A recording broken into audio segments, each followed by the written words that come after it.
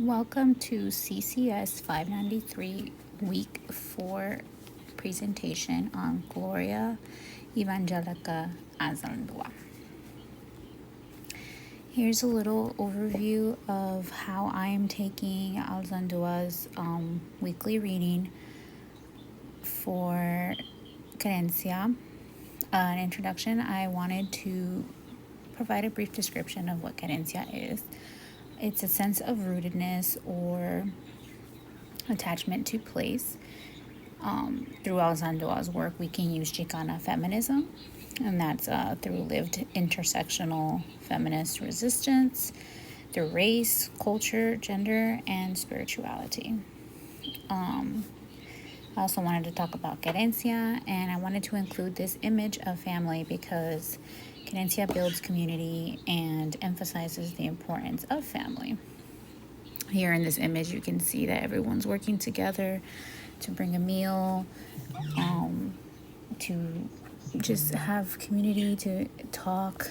That's what Querencia is all about, is building history, reclaiming agency in ourselves. A little brief description on Querencia in Anzaldua's work.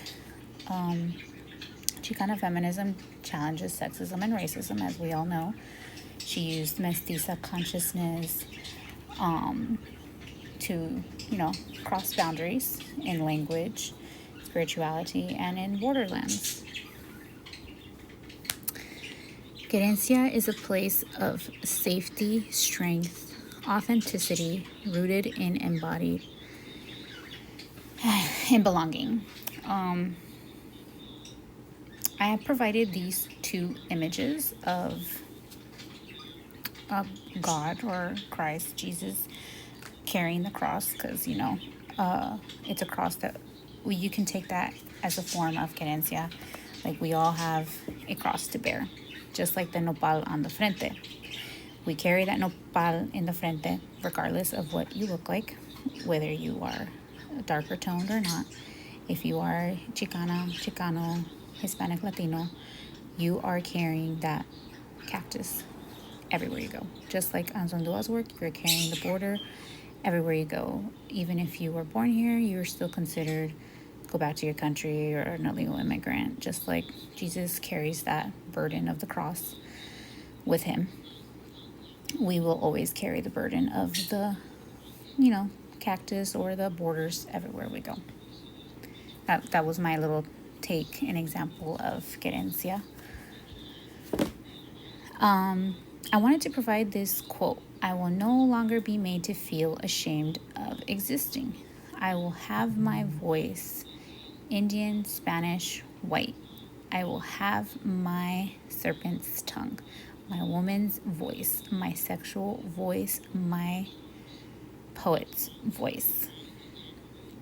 I really like that because it reiterates and emphasizes the importance of Querencia.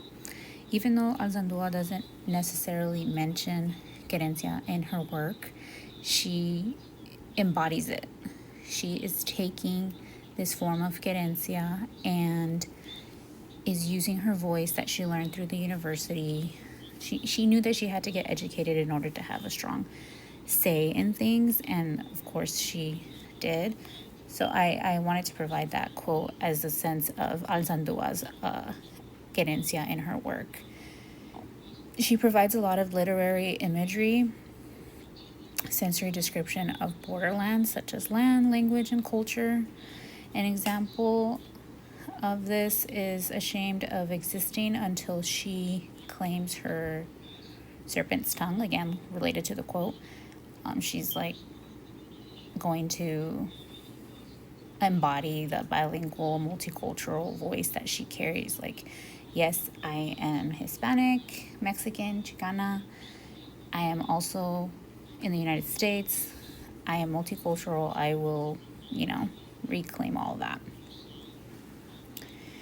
And land as a home, oppressive border or nurturing soil. This drove self-assertion and agency. her reclamation of voice through Chicana feminism can be related to querencia, rejecting, an expectation to translate. I love that because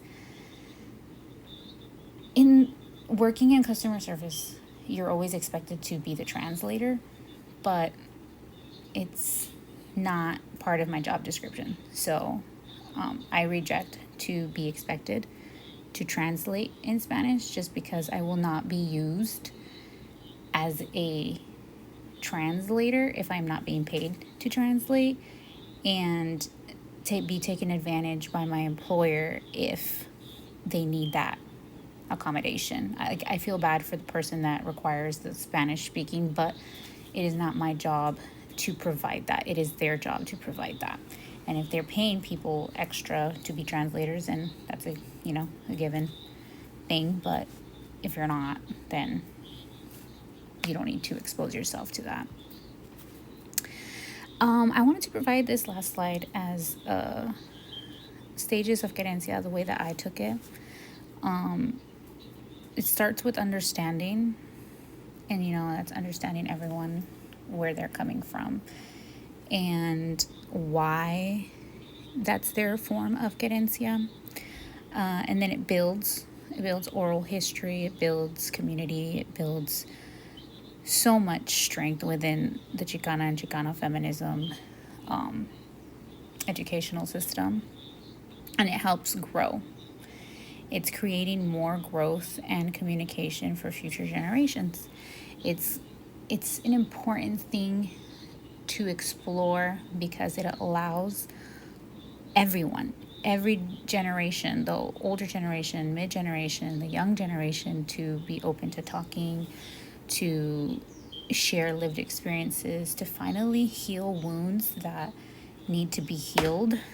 And I think with querencia, we can achieve that. It's just taking baby steps into accepting the fact that we are not perfect and that we will always carry that nopal, just like Jesus carried that cross with us no matter where we go. And it's just up to us to fully take control of how we carry that nopal or border with us.